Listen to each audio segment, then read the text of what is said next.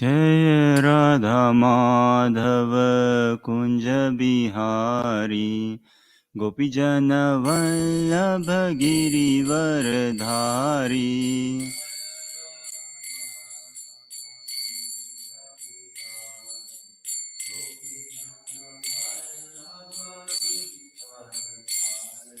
Yashodanandana Braja Jana Ranjana Yamuna Tiravanachari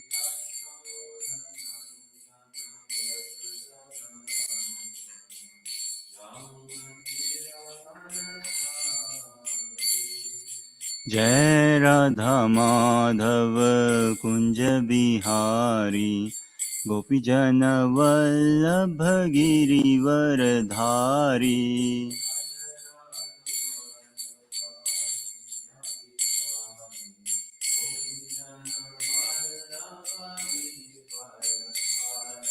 Yashodanandana Braja Jana Ranjana Yamuna Tiravanachari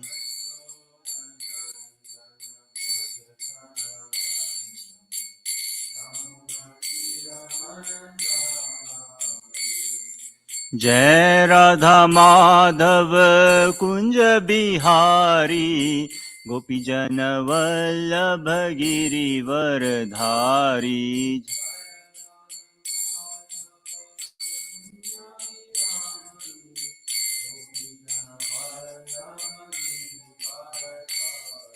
Yashodanandana Braja Jana Ranjana Yamuna Tiravanachari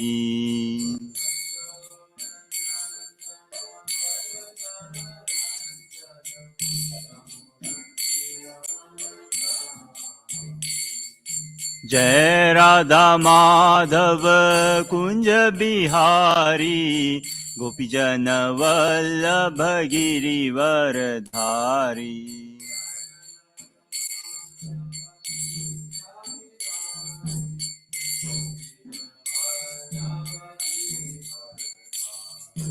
Yashodanandana Braja Jana Ranjana Yamuna Tiravanachari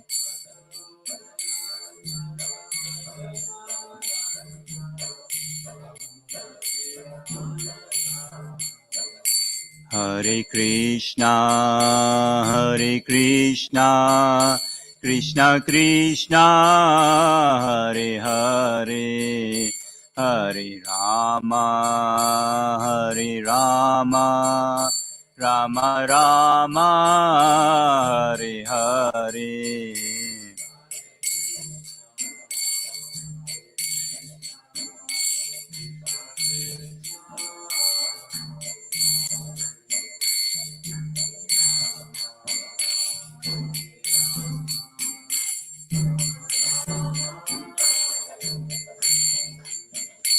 Hare Krishna Hare Krishna Krishna Krishna Hare Hare Hare Rama Hare Rama Rama Rama Hare Hare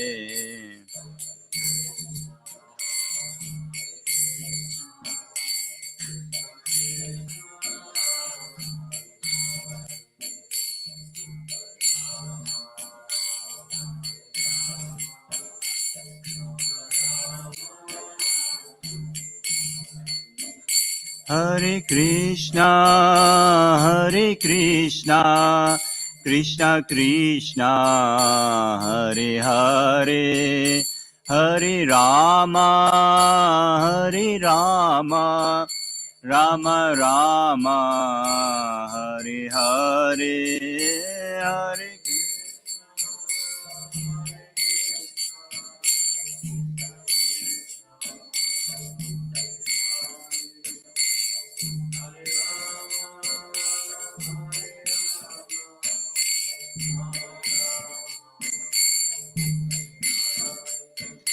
Hare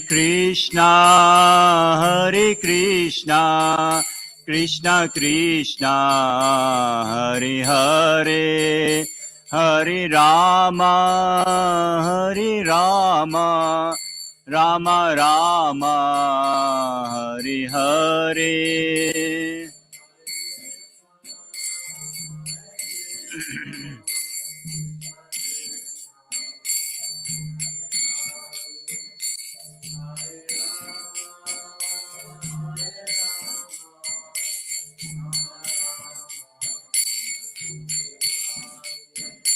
Hare Krishna, Hare Krishna, Krishna Krishna, Hare Hare, Hare Rama, Hare Rama, Rama Rama, Hare Hare.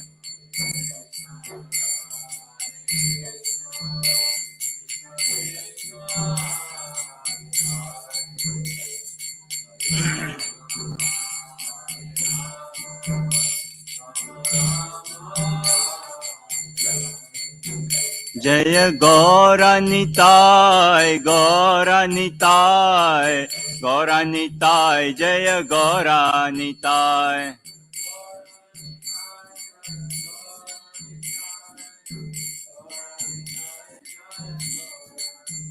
Jaya Krishna Balaram, Krishna Balaram, Krishna Balaram, Jaya Vrindavana Dham.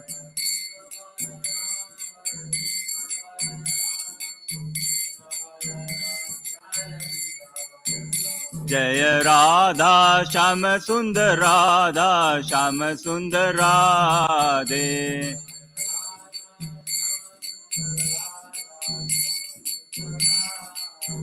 Jaya Prabhupada Prabhupada Prabhupada Shila Prabhupada.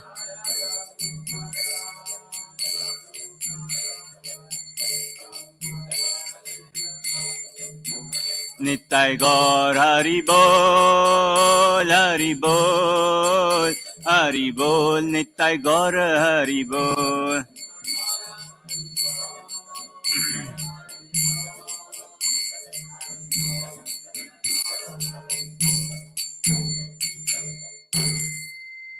Nittai Gaur Premanandi.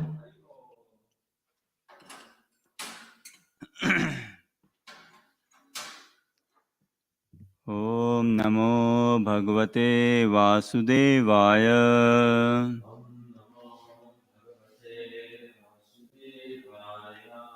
Om Namo Bhagavate Vasudevaya.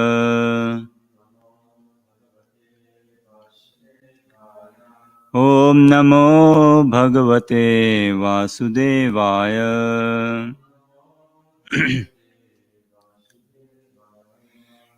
Narayanam Namaskritya Naram Cheva Narottamam Devim Saraswatim Vyasam Tato Jayam Mudirayet Nashtaprayeshu Bhadreshu Nityam Bhagavata Sevaya Bhagavati Uttama Shloke Bhaktir Bhavati Neshtiki.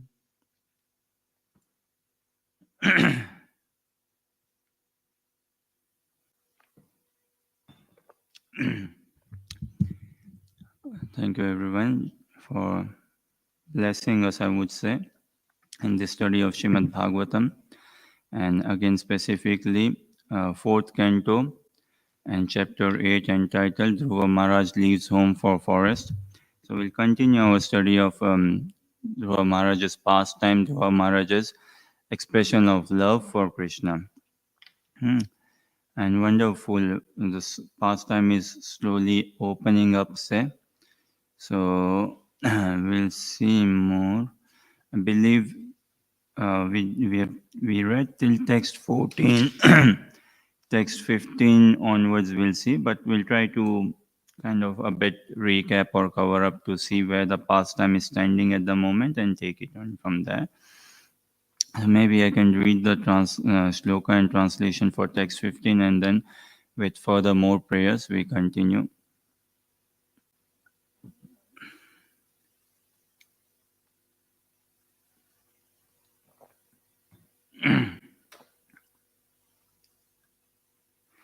Tam nishvasantam tam nishvasantam spurita dharostam sunitirutsanga uduya balam nishamya tatparamukhan savivyate yadgatitam sapatnyam tam nishvasantam spuritaadarotsam sunitirutsanga uduya balam nishamya tatparamukhan savivyate yadgatitam sapatnyam.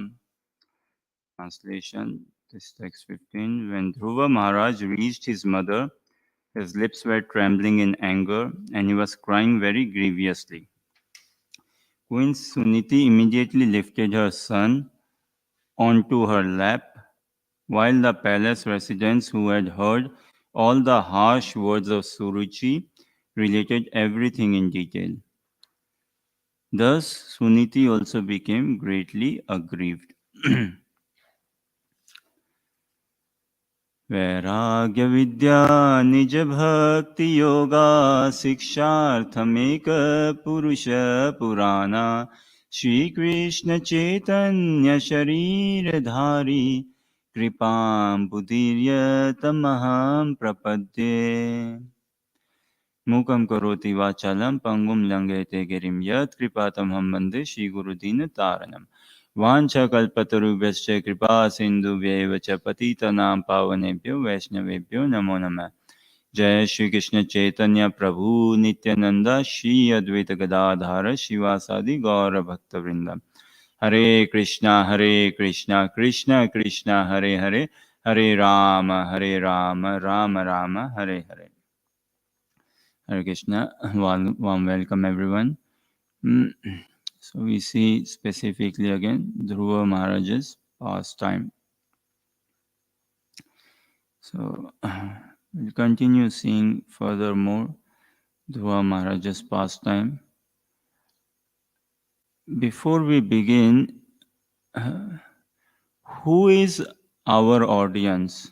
Or maybe if I can be a bit more specific, who is my audience? Who is our audience? Or say, who is my audience? Devotees assembled in the temple room. Who am I speaking to? Who should I be speaking to? Who am I addressing to say this? Devotees assembled in the temple room or online devotees or friends say, who and where is my audience? Any thoughts?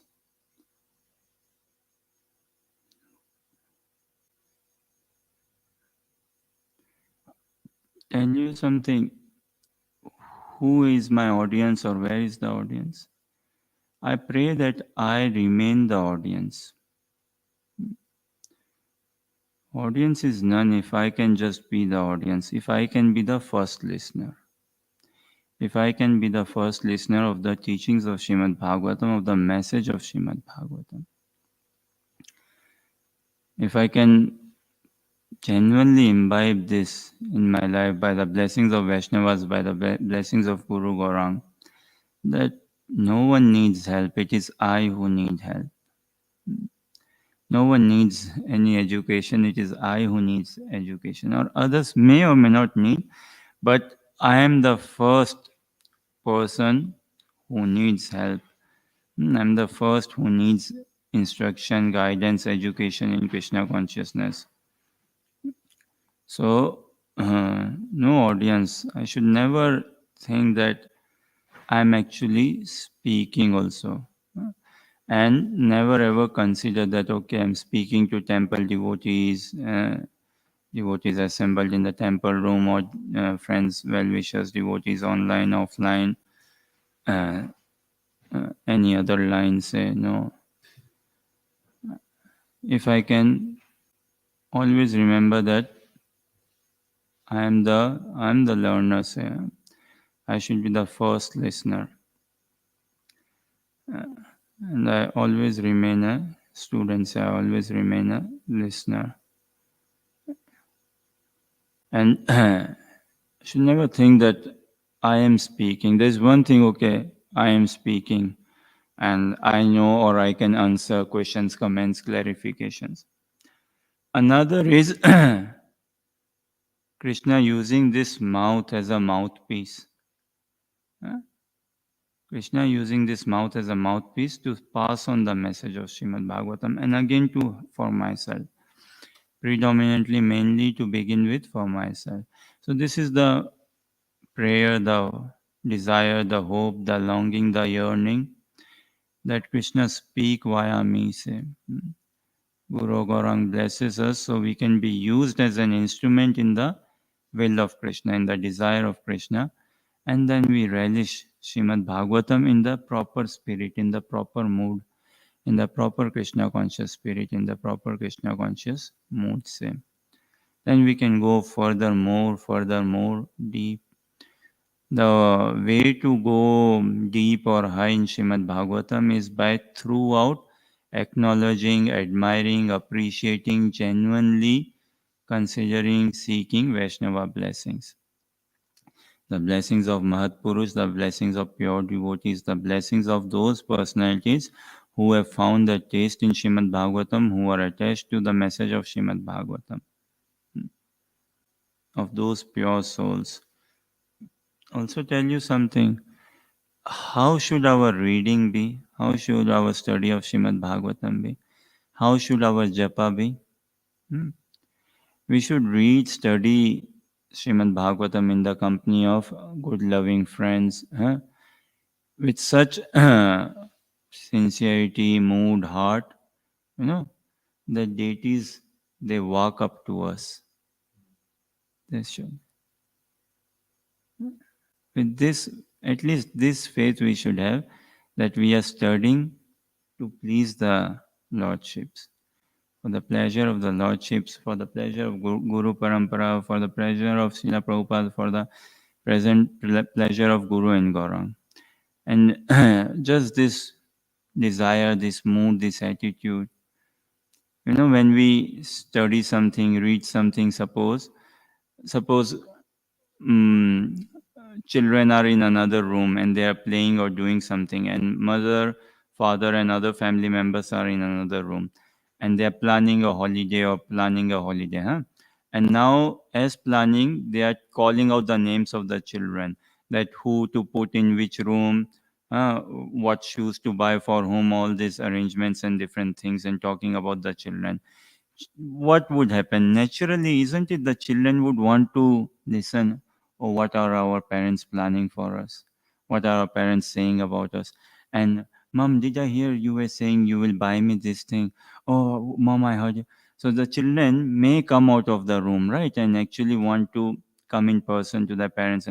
So on similar lines, we should chant, we should read in such a heartful manner, say, the deities, they are listening. We should have this much faith. And then the deities walk up to us.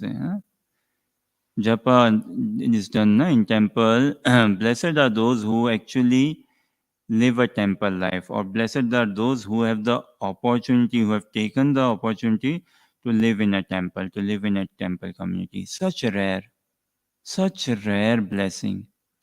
Is it not such a rare opportunity to be living in a temple, even if for a week, 2 weeks, month, whatever? Wake up early in the morning, attend the morning program, do japa in the temple. Such a rare blessing. And japa, how should be the mood? When japa is being done, generally 5:15 to 7 a.m. in the morning, japa is done. Or like for about 2 hours. Some temples do it a bit more than 2 hours, some do it slightly less than 2 hours or 2 hours range, but say in that range. And what is happening that time? Devotees in the temple room assembled, temple hall, temple room, they are doing japa. And the pujari, the altar is closed, the curtains are closed, and the pujari behind is dressing the deities. So look at the symphony. Huh?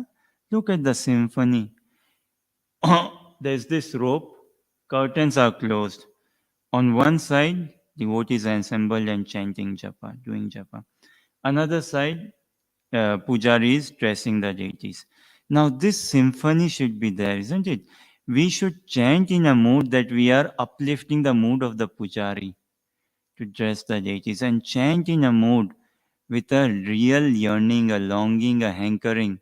When 7 a.m. comes, curtains open, and we chant with our heart that we see deities. With our eyes, we drink their darshan. You know, drink. Drink the beauty through our eyes, drink their beauty through our eyes. We make a mood to do japa, to chant in a way that deities also get very excited. Open the curtains, I want to see my devotee.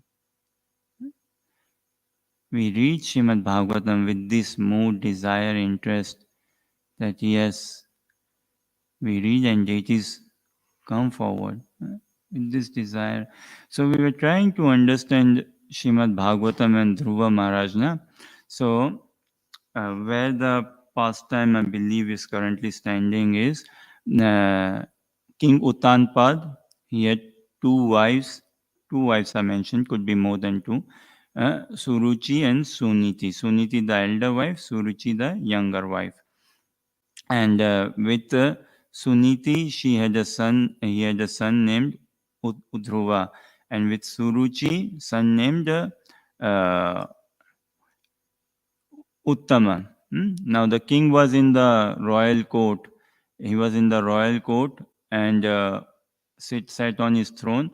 And Uttama, the son of Suruchi, was on his lap. And the king was caressing, loving, kissing Uttama.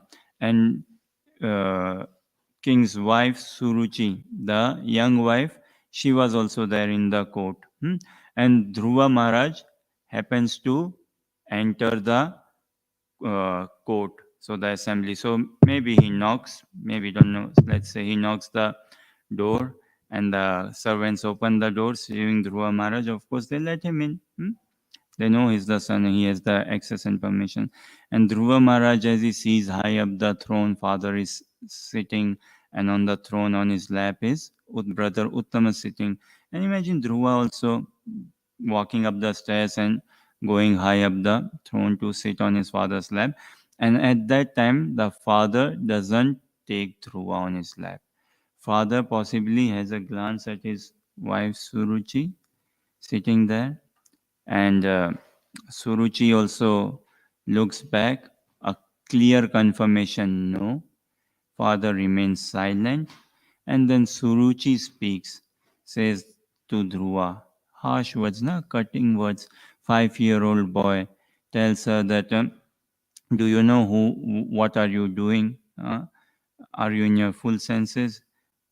Just like that, you think you can walk up to the king just like that and sit on his lap? What rights have you got?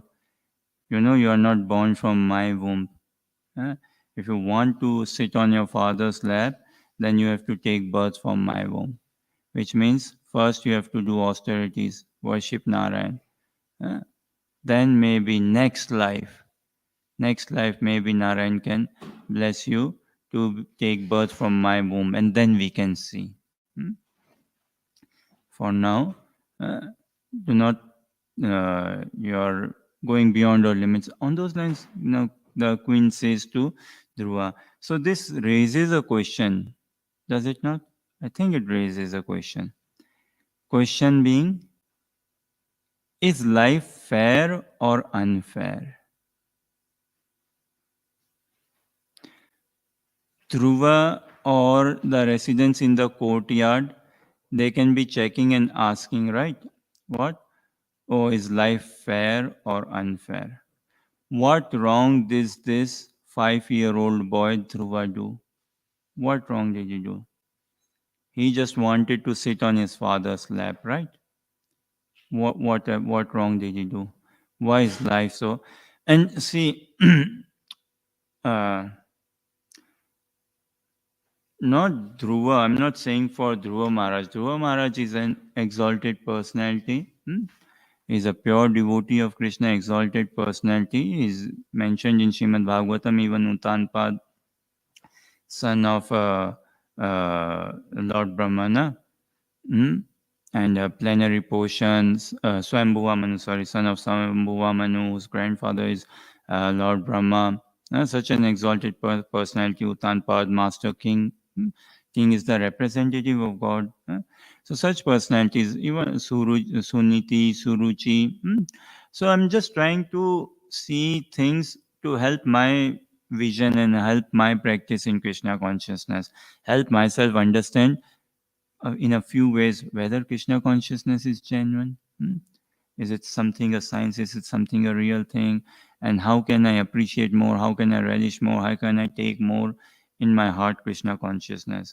How can I be a bit more Krishna conscious throughout? Say, how can I check myself? How can I guard myself? Say, and how can I progress advance? So, does it not like Dhruva Maharaj may think, or someone may say, "Na, is life fair or unfair?" So, what do you think? Is life fair or unfair? What's that?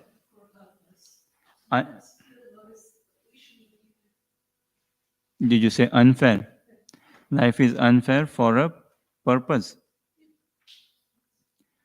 So, can you elaborate what do you mean life is unfair for a purpose?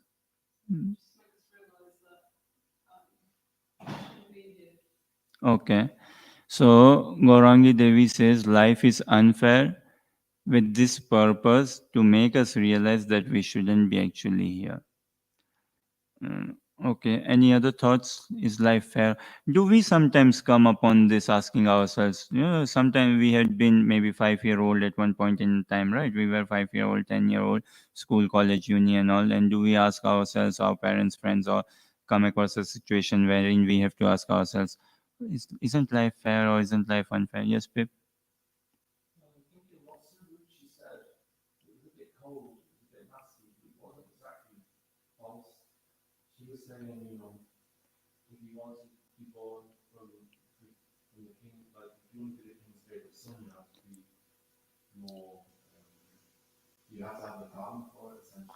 Well, Pip says Suruchi was, what she said was cold and nasty, but it wasn't untrue.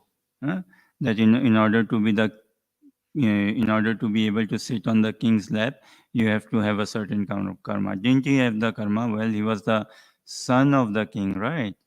He was the son of the king, and it's not like Suniti was not married to the king.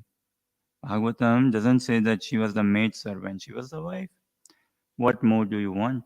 He was the Suniti was the wife of the king, and he was born from her. So legally,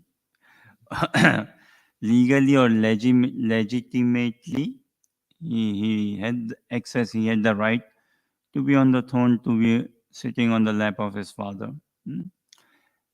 And Suruchi, she's the credit given to her is okay. She's advising Dhruva to worship Narayan. Narayan can fulfill this desire.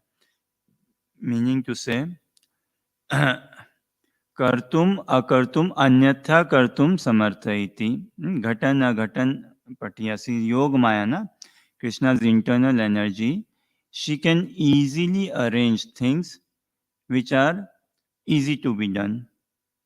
She can easily arrange things which are not at all easy to be done. Tremendously complicated, impossible tasks. Whatever is possible, she can easily arrange that. Whatever is impossible, she can make it happen. Whatever is possible, she can make it impossible. Whatever is impossible, she can make it possible, and everything and beyond. So, Suruchi in saying that worship Lord Narayan, which is true, which is good, because only Narayan, Vishnu, Krishna has the capacity to turn the tide. Only Krishna. Krishna always has a plan B, C, D, E, F as well. He has all the plans, all the tricks up his sleeve. We need to be in communion. Now, little bit going back, is life fair or unfair? Life is life, or rather, life is fair only.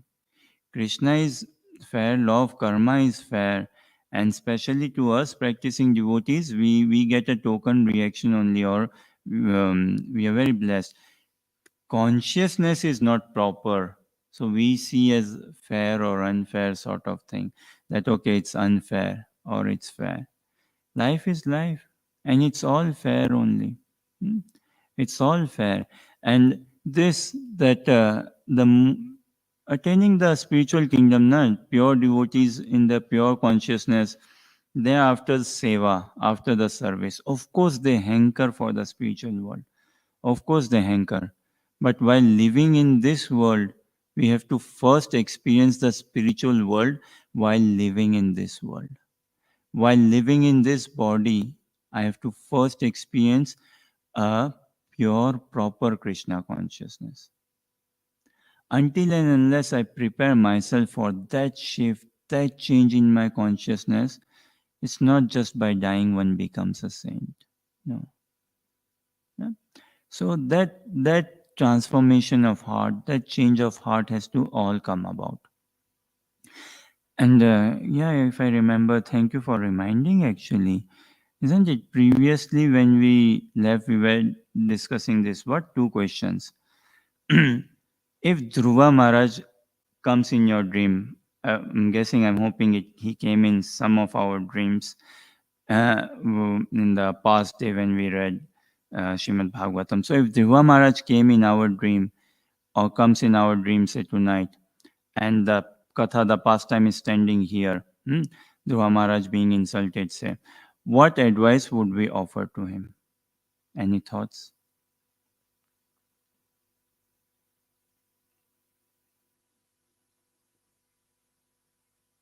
Suruchi offered advice, na?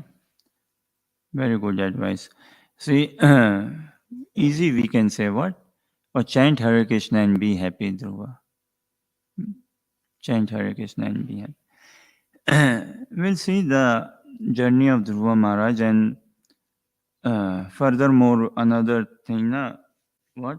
That if someone insults us, what should be our response? What should we say to ourselves? How should we deal that? So we'll see that a bit as we go. In here so far, Dhruva Maharaj is clearly upset and he's angry, right? What causes anger? Why do we get angry, generally speaking, say? A sense of frustration causes anger. Yeah. Pip says lust causes anger. A sense of frustration causes anger. Yeah, very, very true, very nice. Our ego, when it is being encroached upon, we get angry. So, whenever our needs, demands, desires, expectations are not met, a sense of frustration appears, right? And we get angry. Now, everything could be fine. What can make us angry? Well, anything under the sky can easily make us angry. Can it not?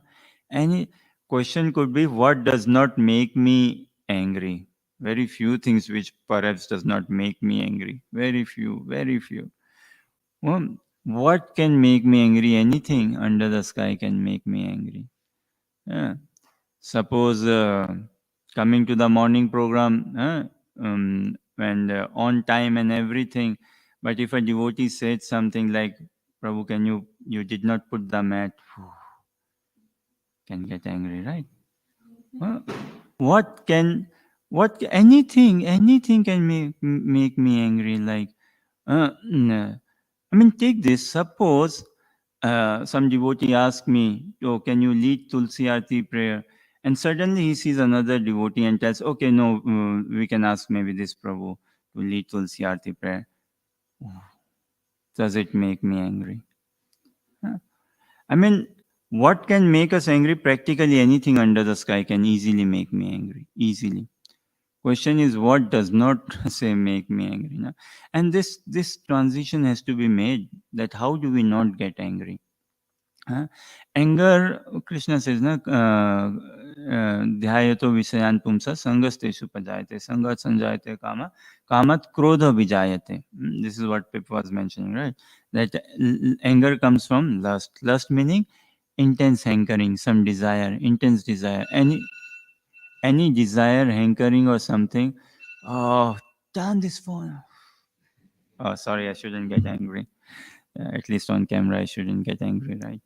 So, any intense desire or any desire which is unfulfilled, anything that doesn't meet in line with my expectation, then anger.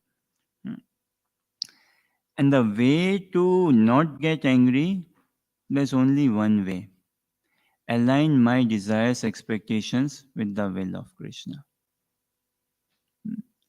Understand the desire, understand the will of Krishna, and act accordingly. And then when we get angry, that angry is there's scope for that angry. There's room for that angry. Why? Krishna desires me to do something. Krishna wants something from me.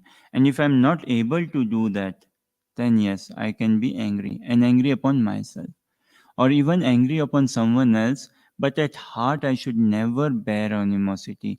Externally, I may show anger for a genuine purpose, for a genuine reason, but at heart I should never have any sort of separation. As Narsinga Kavach Prabhu yesterday was mentioning, I believe, right? In geometry, we study in school, high school geometry, what? Concentric circle. In a piece of paper, say, if we have to, what is the way we can draw 4 circles and then do not cut each other? How to draw 4 circles in a piece of paper that do not cut each other? Well, someone may say, oh, easy. I draw one circle north, one circle south, one circle east, one circle west. They do not connect each other, they do not cut each other, right? But we don't live in isolation. We don't live in separation altogether. We all share a interdependent nature, interdependent bond relationship. The only way we can draw 4 circles in a piece of paper and that they do not cut each other is when all those 4 circles have the common center. Center has to be common, radius can be different. Yeah, of course, the radius has to be different, the circumference has to be different. Then we can draw 4 circles with one common center. We can draw 40 circles with one common center. We can draw 400 circles with one common center. We can draw n number of circles with one common center.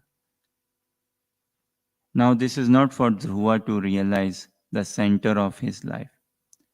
This is for me to realize where is the center of my life. Where should I draw the center of my life so that it can grow, grow, grow, and it doesn't conflict with any other circle, with anyone else's circle. How can I, essence being, how can I bring Krishna in the center of my life? If I have Krishna in the center of my life, then any other agenda or anything happening externally may disturb me and all, but at heart, no, I wouldn't be losing out at heart. Like we were discussing now, to upset is going to happen in this world. To feel hurt, to feel insulted is going to happen in this world, and we cannot give up, we cannot run away from it, definitely not. But what is in our hand is the response. We need not suffer from it. Prabhupada said, no, what? Pain is compulsory, suffering is optional. Pain is compulsory. A child goes to a doctor. Doctor puts injection to the child. Now child seeing the needle and all feels the pain and cries a lot. Now child has had his injection done. Now next is mother. Mother's time to get the injection. Mother, will she cry like the child? I hope not. I hope not. Now mother could be in the age, say mid-20s, whatever. Why? Because let's say she's physically grown up, she knows, or she's matured. Likewise, we need to mature in our consciousness. See, the needle is still the same, as in the same sharpness and everything. The vaccine is still the same. The nurse or doctor who is applying the vaccine is still the same. The force is still the process is still the same. But child cries and mother does not cry, because mother is grown up and child is still growing. Huh? Likewise, we need to grow up. The problems what we face in life is no different, just different packaging, but it's all the same problem. Say some places now, what Hungary, a place in Europe, right? Then Germany also comes in Europe, another place. If you go UK, Brazil, some other places, now Ukraine, Russia, Siberia, India, wherever. Now problems are there everywhere, just slightly different packaging. Huh? So when we elevate our consciousness, when we mature our consciousness, it's not like that problem won't come, but how do we deal with them? So we'll see how Dhruva Maharaj uh, took on this advice, or will further take on advice, and how does he deal with, how does he check. And what Krishna says, na, Bhoktaram yagya tapasam sarvaloka maheshwaram suridam sarva bhutanam gyatva mam shantim richati. Krishna says in Bhagavad Gita 5:29, right, that Bhoktaram yagya tapasam, I am the enjoyer of all the sacrifices, all the austerities, whatever one does, I should be the enjoyer. Bhoktaram yagya tapasam sarva loka maheshwaram. Of all the planets, all the universes, everywhere, I am the supreme controller. So I am the supreme enjoyer. I am the supreme controller. And Suridam Sarva Bhutanam Gyatva Mam Shantim Richati. I am everyone's well-wishing friend. I am everyone's well-wishing friend. Now, this shloka can be a hard pill to digest. Although we say it's the peace-giving formula, but this formula can be a bit difficult. Imagine Krishna telling us what? I am the supreme enjoyer. Who likes to know this, that I am not the supreme enjoyer, someone else as such is the supreme enjoyer? So a bit difficult to take in. Then Krishna says, I am the supreme controller. Oh, I missed out on that as well. Maybe Krishna, what do you want? You want to be the supreme enjoyer and you want to be the supreme this as well, controller as well. Then Krishna says, I am the supreme well-wisher of everyone. We like this bit, yeah. We perhaps like this bit, good. The sooner we come to this fact, the sooner we come to this realization, Krishna is the supreme enjoyer, Krishna is the supreme controller, Krishna is the supreme well-wisher, everyone's friend. Yeah. Then, come what may situation, theoretically and practically, I must prepare myself that I don't get disturbed, don't get agitated. When I realize, yes, when I build this heart-to-heart relationship with Krishna, with devotees, that yes, Krishna be the supreme enjoyer. Now, something to build in our, Dhruva Maharaj did this excellently. Something to build in our consciousness. What? Life is a journey. Life is exactly a journey from what? Victim to victory consciousness. Life is a journey from victim to victory consciousness. Now, Dhruva Maharaj here, could he not easily label himself, oh, I'm a victim. I'm a victim of the royal family. BBC might have covered this story, na? That, oh, poor Dhruva, 5-year-old, victim of the royal family. This is what goes on inside the royal family. We'll give you the coverage inside the Lord. It is so easy for me to take the victim consciousness now. Oh, I'm the victim, I'm the victim. She did this to me, she didn't this to me, she said this to me, she didn't say this to me and all. I can get easily triggered. Any small here and there. Difficulty is how do I overcome, how do I come out of this victim consciousness to taking on to a victorious consciousness. Very easy for me to take on this. So life will give us so many opportunities, wherein I can easily find an excuse to not practice Krishna consciousness. Easily find an excuse to justify nicely to not practice Krishna consciousness. But I can never come up with a reason to not practice Krishna consciousness. Uddhava also can say, "Na, well, I have a good enough reason to not practice Krishna consciousness." Good enough, say, excuse. We in the name of reasons, we bring excuses in life. In the name of reasons, we equate our excuses to be reasons. Let us see what Dhruva's mother, Suniti, has to say. Text 16 says, this incident was unbearable to Suniti's patience. She began to burn as if in a forest fire, and in her grief, she became just like a burnt leaf and so lamented. As she remembered the words of her co-wife, her bright lotus-like face filled with tears, and thus she spoke. She was also breathing very heavily, and she did not know the factual remedy for the painful situation. Not finding any remedy, she said to her son, "My dear son, don't wish for anything inauspicious for others." This is Dhruva's mom saying. Do not wish for anything inauspicious for others. Anyone who inflicts pain upon others suffers himself from that pain. Wow. Such gem, na?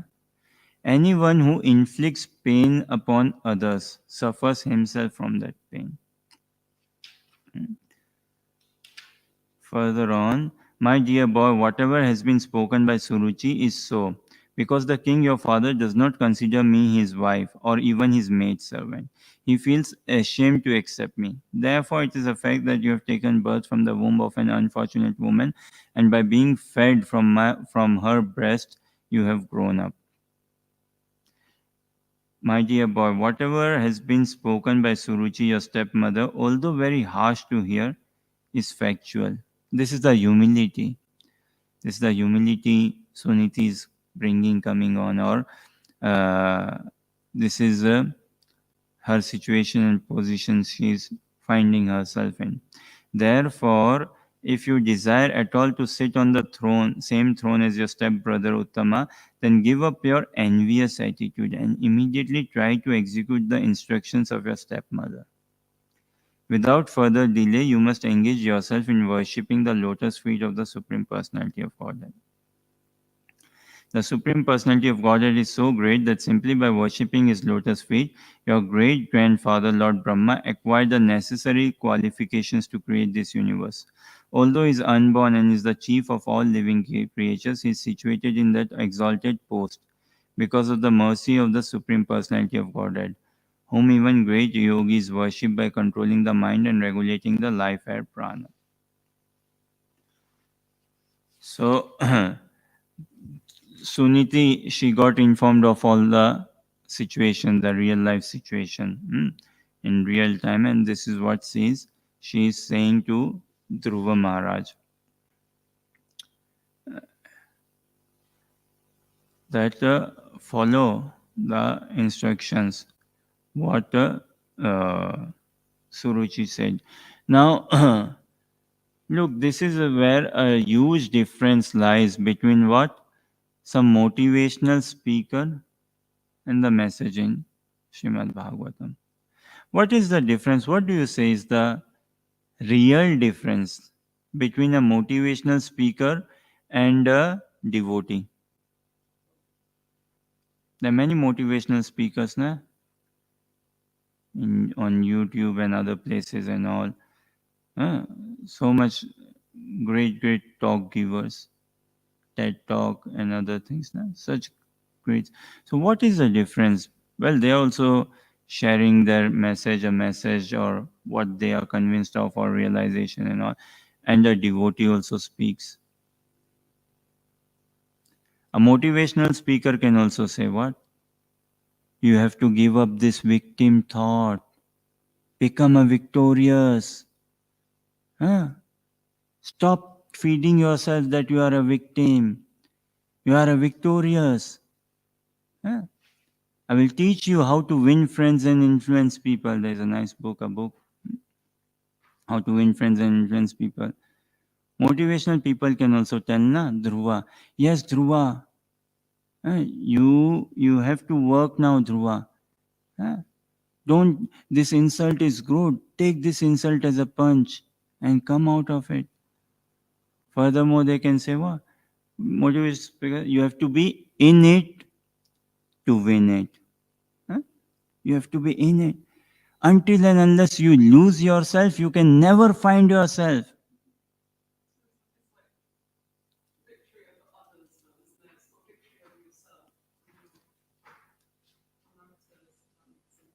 Well,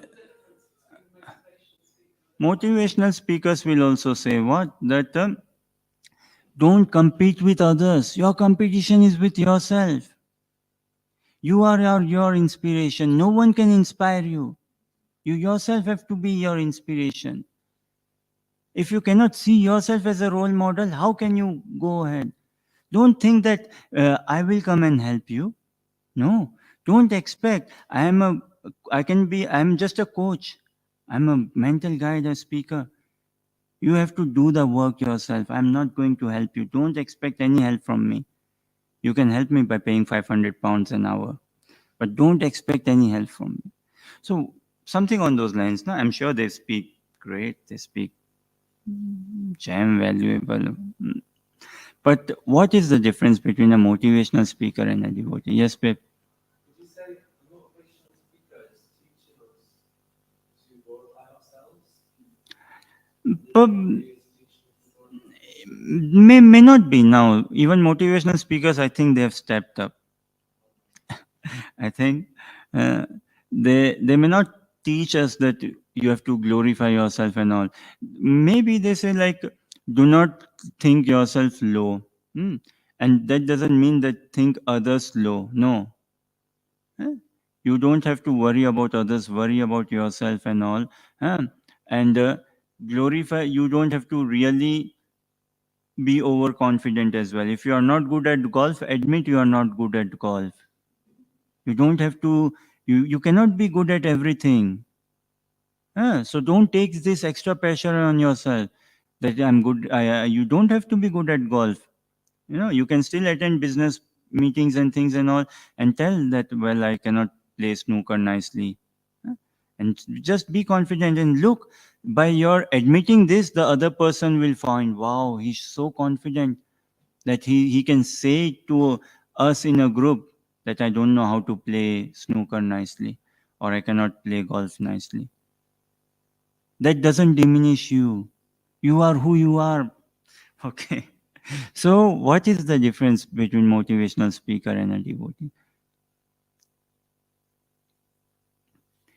And what if a devotee turns out to becomes a motivational speaker?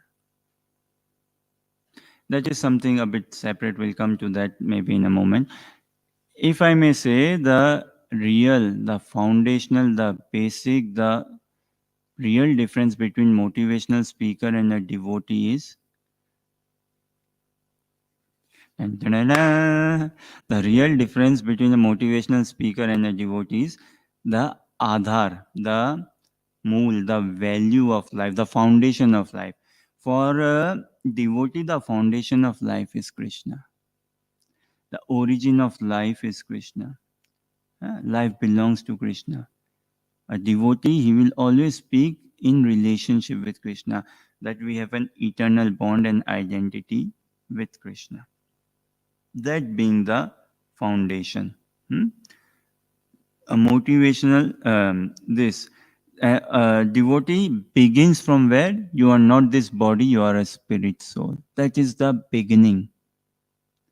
Means a devotee will begin from where? Give up your material intelligence, make Krishna your intelligence, make Guru Gaurang your intelligence. And then work under that guidance, guided intelligence. And I doubt if a motivational speaker will ever say, you are not this body, you are a spirit soul. He will give us very good attitude building things and all, so that we become good in our studies, we can clear exams. Motivational speaker can help us. What? Tips and tricks, how to not doze off in a class, how to not sleep in a Srimad Bhagavatam class.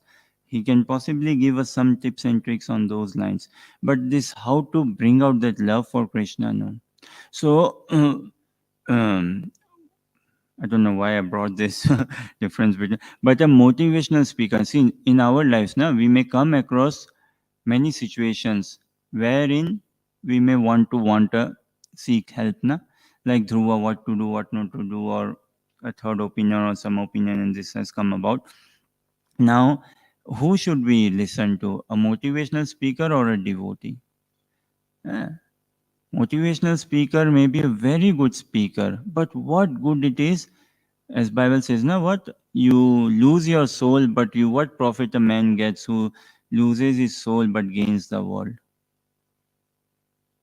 Motivational speaker can help me attain a car, a house, relationships, money, all such things and all.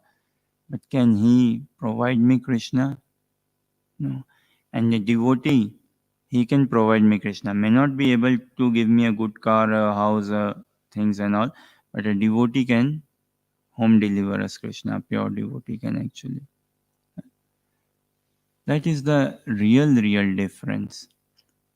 And it can be a tragedy. It can be very thing if a devotee starts speaking, or if a devotee, actually a devotee wouldn't, but say a devotee speaks like a motivational speaker. What good is that motivational speaker's talk say, which doesn't inspire, attract me to take into Krishna consciousness, which doesn't attract me to do japa. Hmm? Prabhupada, was he like a motivational speaker? Oh, he spoke Shastra, na? He spoke fearlessly the absolute truth, the absolute reality, the absolute knowledge. Now, so many things in life. What? Dhruva Maharaj, he could be feeling what? I am left out. I am left out. Ego hurt, na? We read few verses ago, like snake when being bit, uh, the snake on the head, when he's hit on the head, it hurts his ego. So Dhruva Maharaj also, oh, hurts the ego. Uttama is there and me not. I feel insulted and I'm left out. You know, one of the things we struggle in life is what? This feeling of competition, or even more, this feeling of this scarcity. See, Uttanpad has limited mercy only, has limited love only for Dhruva or for anyone. We also have limited love only. But Krishna has unlimited love for all of us. So the point being, crisis is a great thing in one's life if crisis comes, provided we are in association with a devotee, provided we get this advice that worship Narayan. Worship Narayan. Then crisis is good. Who did not experience crisis in his life? Arjuna had to go through a crisis. Yeah? Arjuna had to face crisis, yeah, in the battlefield. He was completely confused, na? In the battlefield, what to do, what not to do. Dhruva Maharaj, here we are seeing, na? Uh, uncalled for, but came upon him. Prahlad Maharaj, exalted devotee. Prahlad Maharaj had reasons, na? He could have said, what wrong did I do, Krishna, that you put me in this home, in this house? You made Hiranyakashipu my father. What wrong did I do? But he never said like. Dhruva could have complained, na? We'll see furthermore. Huh? Arjuna, Prahlad Maharaj, Dhruv Maharaj, Parikshit Maharaj, everyone had to. So, you know how a mug or a pot is made? Kumhar, they say, na? Potter makes pots. How pots are made, na? So delicate, so art and heavy work, and like some mugs and all, they really need to be burnt or go into fire to give that shape proper, or gold. And how does gold become like pure gold, molten gold, pure gold? By going through a process of purification altogether, na? By going through a process of fire. So this coming in our life, na, it can be a blessing. Struggles or these things coming in our life. You know, uh, if insult comes to us, how we can take it? One thing,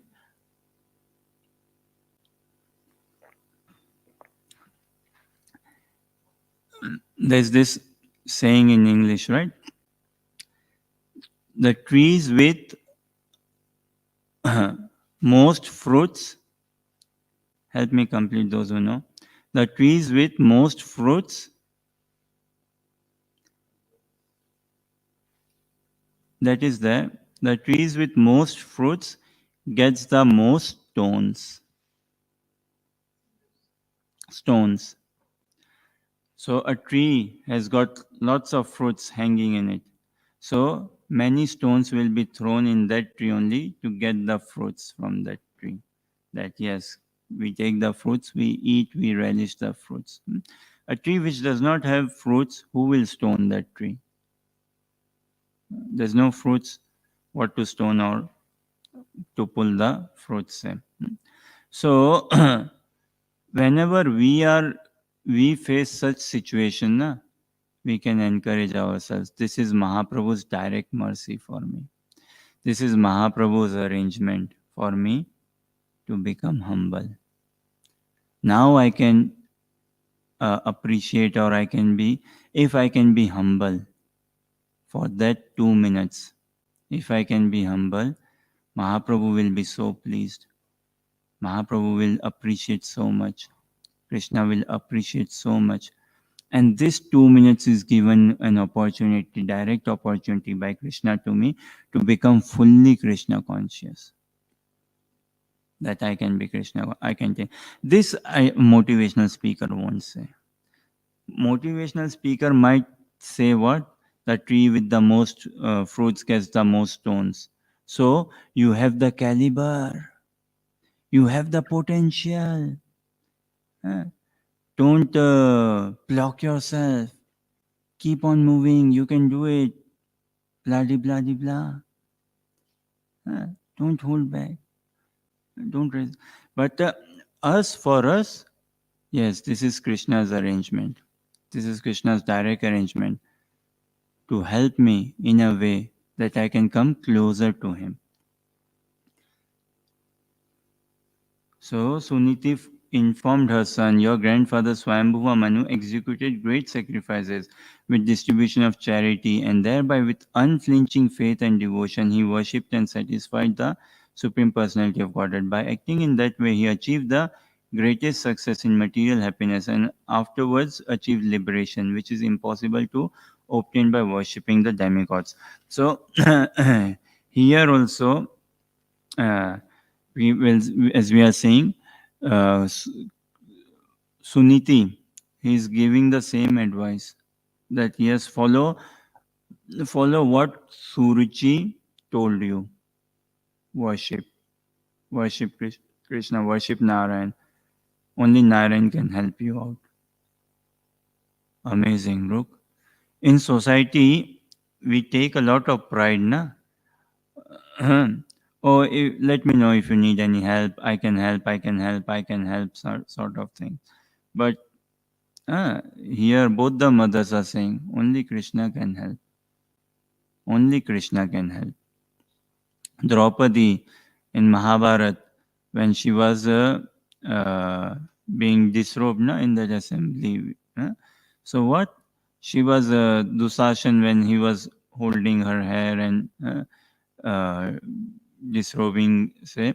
So Draupadi, she looked at the assembled kings. No one came forward to help. Huh? She looked at what? Dhritarashtra. He was anyways blind, physically and spiritually also, morally also.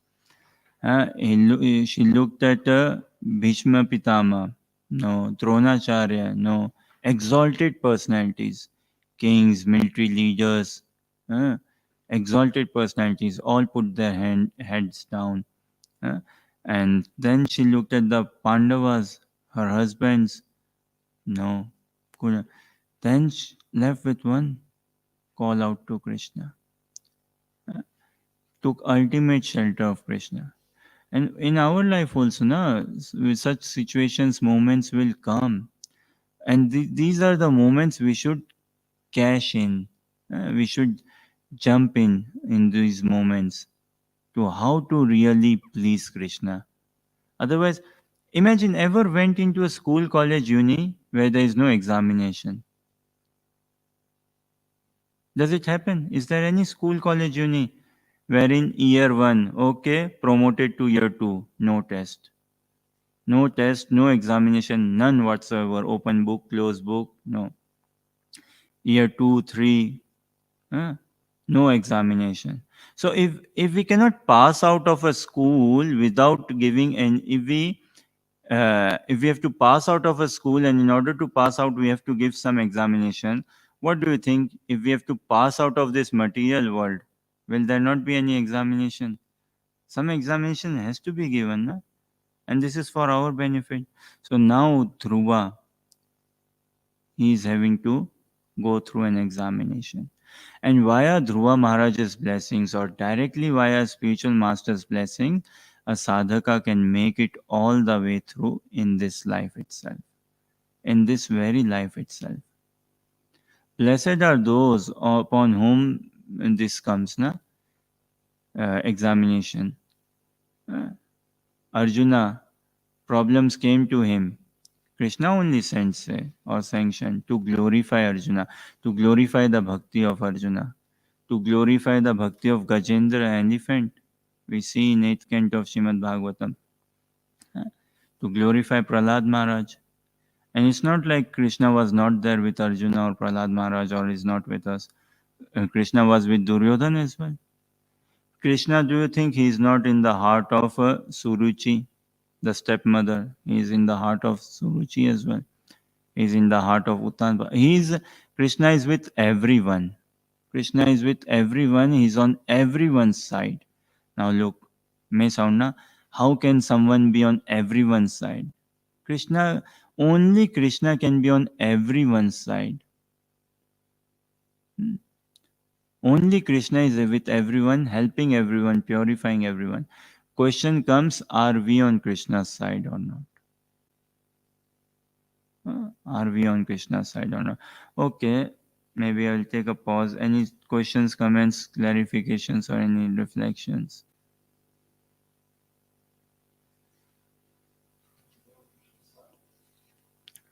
How to be on Krishna's side? To be on Krishna's side, see this thing.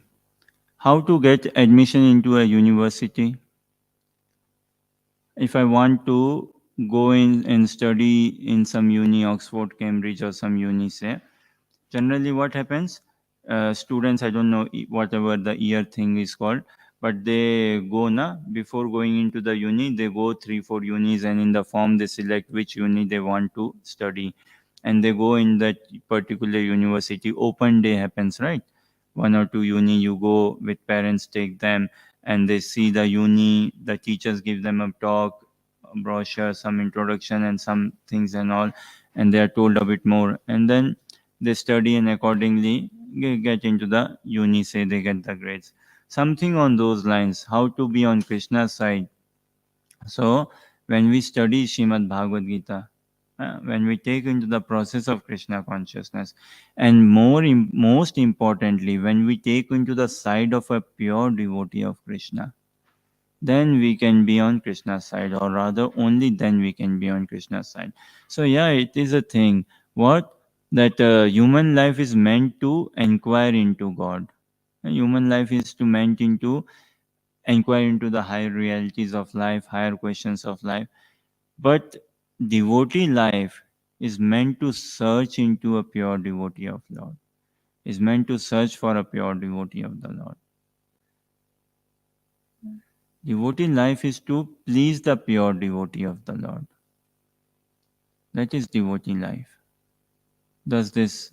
So when we follow Srimad Bhagavatam, Bhagavad Gita, the teachings, uh, put it into practice, bring a lifestyle change, and furthermore and most importantly, when we associate with devotees and when we make devotees our authority or our life and soul, and when we cry for that devotee blessing, then we can see, yes, we are on Krishna's side or we are coming on Krishna's side.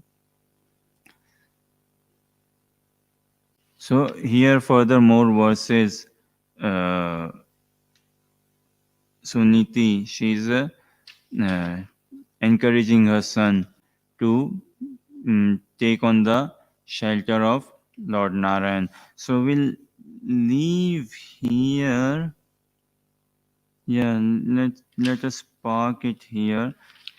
Let us park here. Text 23. I'll just, my dear Dhruva, as far as I am concerned, I do not find anyone who can mitigate your distress but the Supreme Personality of Godhead, whose eyes are like lotus petals. Many demigods, such as Lord Brahma, seek the pleasure of the goddess of fortune, but the goddess of fortune herself, with a lotus flower in her hand, is always ready to render service to the Supreme Lord. Okay, so on this note, maybe we'll give you peace for today. And we'll continue from text 24. We'll see more. So this is what now Uttanpad, he did not speak at all. And Suruchi, the young wife, she spoke a bit. Dhruva Maharaj also hasn't spoken at all yet. Hasn't spoken. He's stunned possibly. He's like stunned. 5-year boy, old boy, Kshatriya blood, what just happened? Father is not speaking, stepmother is speaking like this, mother is also in tears and cry. Look at his heart, na? Devotional life means what? If I can experience the pain a devotee is going through in separation from Krishna, if I can experience the joy another devotee is experiencing in Krishna consciousness, if I can see how blessed the devotee is. So if we can see the emotion of Dhruva Maharaj, and presently we can see the glory of our spiritual master. If a sadhaka can experience the glory of his spiritual master, the divinity, complete transcendental divinity of his spiritual master, just that realization will take him all the way through. Okay, on that note, thank you very much for your kind participation and encouragement. We'll park it here. So the question still remains, what advice would we give to Dhruva Maharaj? Pray that Dhruva Maharaj comes in our dreams tonight. What advice will we give to him, say?